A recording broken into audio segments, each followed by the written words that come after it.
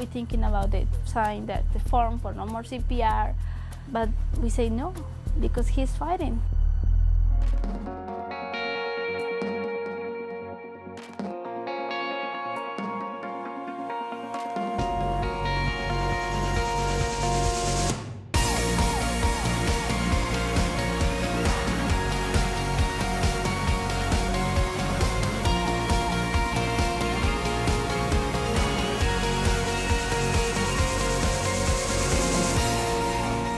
Real people, real stories.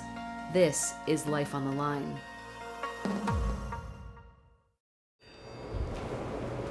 And it was hard for us because, it's hard to anybody.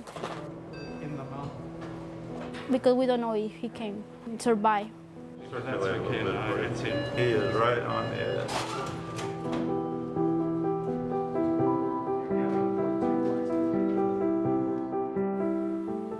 I don't know how to explain how we feel.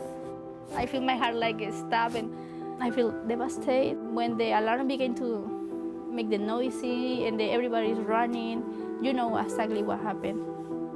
David Escarcega was born with congenital heart disease, and now he's desperate for a new heart.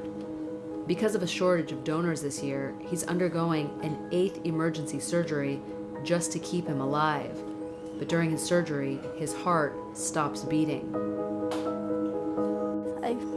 I don't think in nothing. I want to just fall in the floor in the middle, everybody look at me. I don't care. I just cry and tell my husband, my baby is there.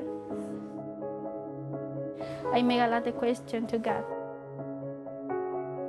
We're thinking about it, sign the form for no more CPR, but we say no because he's fighting. Dr. Bailey and the Loma Linda Heart Team saved David's life, for now. But it becomes clear that David is on a heart transplant list that may be longer than his life. As the next couple of days go by, we'll gradually decrease the amount of assistance and let the heart take over on its own. That's what's ahead now for this baby in the next 3-4 days.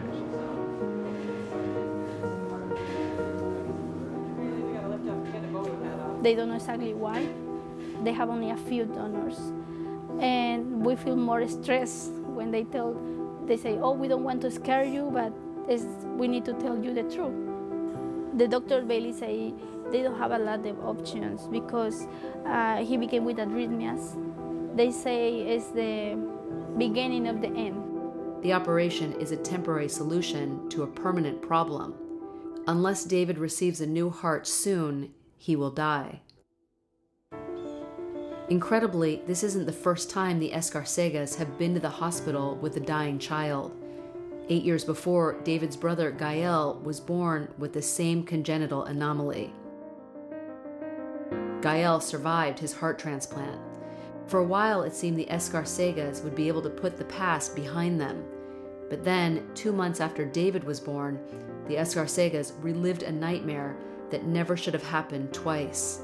Sonríe, guapo. No vas a sonreír. Sonríe. When he completed 3 months, he began to change.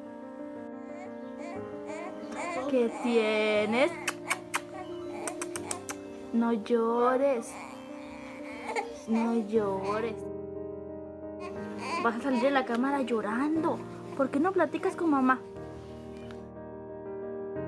Why? Again, that happened to us again. The Escarcegas pray that their luck will hold a second time. But David has waited for his new heart much longer than his brother, and one by one his vital organs are beginning to shut down. Today, a pediatric heart transplant is still a high-risk procedure, but it wasn't long ago that congenital heart disease was a death sentence. Certainly up until the early 1980s, none of these babies survived. None of them.